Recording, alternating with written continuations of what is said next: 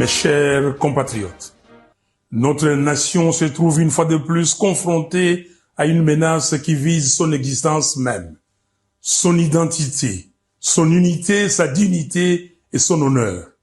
C'est pourquoi je prends la parole aujourd'hui pour rappeler avec la plus grande fermeté une vérité inaltérable.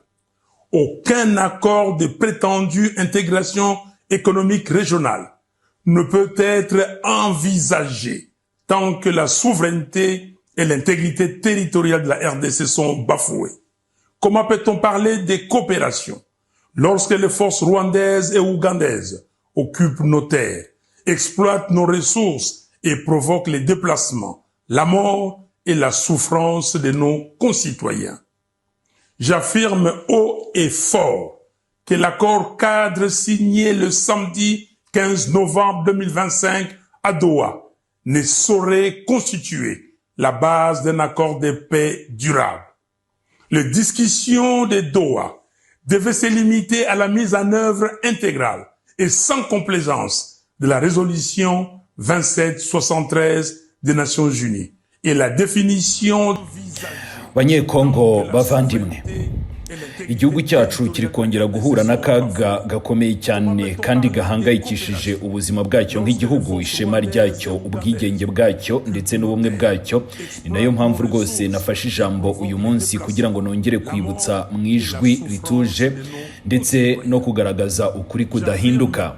Nta masezerano ayo ari yo yose yajyana n'ivugururwa ry'ubufatanye mu by'ubukungu bw'akarere ashobora kuganirwaho ni mu gihe ubusugire cyangwa se umutekano w'igihugu cyacu ugikomeje gupfukiranwa, cyangwa se nta masezerano ashobora kuba yagerwaho mu by'ubukungu ni mu gihe igihugu cyacu kitari cyabona amahoro. Ni gute twavuga ubufatanye mu gihe ingabo z'amahanga iz'u Rwanda n'iza Uganda zigikomeje kugaragara ku butaka bwacu bwa Repubulika Iharanira Demokarasi ya Kongo, gusahura umutungo wacu ndetse no gutera abaturage bacu guhunga, gupfa ndetse no kubabara? Ibi ngibi ndashaka kubivuga ngewe ntatinya cyangwa se ngo ndagadwe. Amasezerano yasinyiwe i Doha kwa 15 Ugushyingo 2025 ntabasha rwose cyangwa se nta nubwo agaragaza urufatiro rw'amahoro arambye mu burasirazuba bwa Repubulika Iharanira Demokarasi ya Kongo. Ibiganiro bya Doha byagombaga kuguma mu nshingano zabyo zijyana n'inshingano ebyiri z'ingenzi, hari ugushyira mu bikorwa nta kuvuguruza cyangwa se guca ku ruhande habe na gato ibibarizwa muri resolution y'2773 y'umuryango w'abibumbye, ndetse no kwemeza uburyo bwihutirwa bwishyirwa mu bikorwa igihagarikwa ry'imirwano.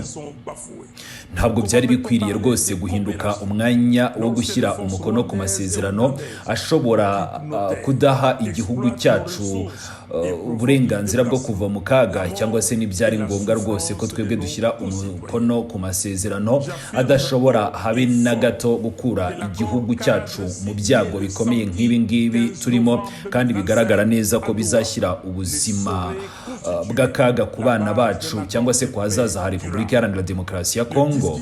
Kongo rero ntabwo ishobora rwose kwigurisha. Kongo ntabwo igurishwa habe na gato. Ubusugire bwa Repubulika Iharanira Demokarasi ya Kongo ntabwo bugomba kuganirwaho habe na gato mu biganiro ibyo ari byo byose. Ubufatanye bwo mu karere bugomba kubaho hagati y'ibihugu byigenga bingana kandi byubahana imipaka yabyo. Ntabwo ubwo bufatanye mu by'akarere mu by'ubukungu twumvise ko byasinywe bigomba kubaho ni mu gihe igihugu cyacu cyatangijweho intambara. Nta gitutu cy'amahanga kigomba gusumba umutekano w'igihugu cyacu. Nta makosa agomba kudutandukanya n'inzira y'ubumwe bw'igihugu cyacu. Niyo mpamvu rero mpamagariye Perezida Felix Antoine Tshisekedi Tshilombo n'abanyekongo bose gushyira imbere ubumwe bw'igihugu n'ubwiyunge. Ubumwe nyakuri bushobora kuvuka gusa mu biganiro by'igihugu bihuriwemo na bose kandi nk'abanyagihugu. Ntabwo rero twebwe dushaka ubumwe cyangwa se n'andi masezerano atatureba twebwe nk'abanyekongo. Bwana Tshisekedi, ni mu izina ry'abaturage bacu babayeho nabi ndetse bakomeje kugaragaza agahinda kabo bijyanye n'iyi ntambara n'ibibazo turimo, ndasaba rwose gutangiza ibyo biganiro mu buryo bwihuse nta gutinda. Nimutabikora rero amateka azatwibutsa byinshi bibi twakomeje kugenda tunyuramo, kandi amateka ntazatwibuka nk'abagize uruhare mu guteza imbere ibikorwa bigamije gushyira igihugu cyacu imbere nk'abaturage ba Repubulika Iharanira Demokarasi ya Kongo, ahubwo amateka azatwibuka nk'abakomeje gufatanya na Bwana Kagame na Bwana Kabila. Nta masezerano yo hanze agomba kuza mbere y'ubwiyunge bw'abanyekongo. Ubu rero n'ejo hazaza hacu navuga ko hakiri ku munzani. Ubu ngubu buri wese agomba guhaguruka akarengera umutungo wa Repubulika Iharanira Demokarasi ya Kongo n'abaturage bacu, kandi kubw'ibihe byose. Ubu rero nicyo gihe cyo kugira ngo dukomeze kurengera ubutaka bwa Repubulika Iharanira Demokarasi ya Kongo n'ubusugire bw'igihugu cyacu. Banyacyubahiro banyekongo, mwe mugize umutima w'imbere mu gihugu, igihe cyo kwiheba cyararangiye. Ubu noneho iki nicyo gihe cyo kuba maso, gushyira hamwe ndetse no gukomeza kurwanira ishema ry'igihugu cyacu. Ni mube maso kandi mukomeze kwitegura. Abaturage bagomba kumva neza ko rwose bagomba kwihagararaho nta gutsindwa. Kongo ihagaze idashobora kubangikanywa. Ndabashimiye cyane. Cohésion nationale. Une cohésion véritable qui ne peut naître que d'un dialogue national inclusif.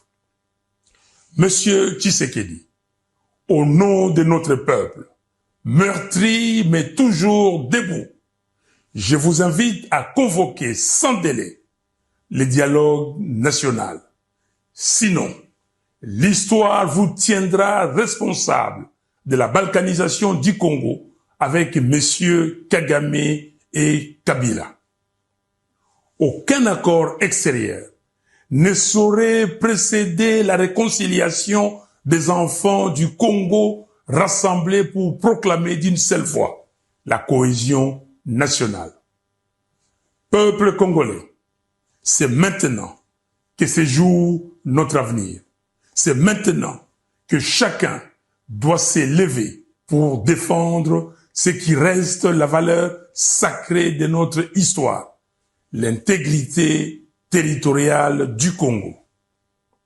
Jeunesse congolaise, vous qui êtes l'âme vive de la nation, l'heure n'est plus à la résignation, l'heure est à la vigilance, à la mobilisation, à l'engagement pour la défense du pays. Tenez-vous prêts. Un peuple uni ne sera jamais vaincu. Un Congo debout ne sera jamais balkanisé. Je vous remercie.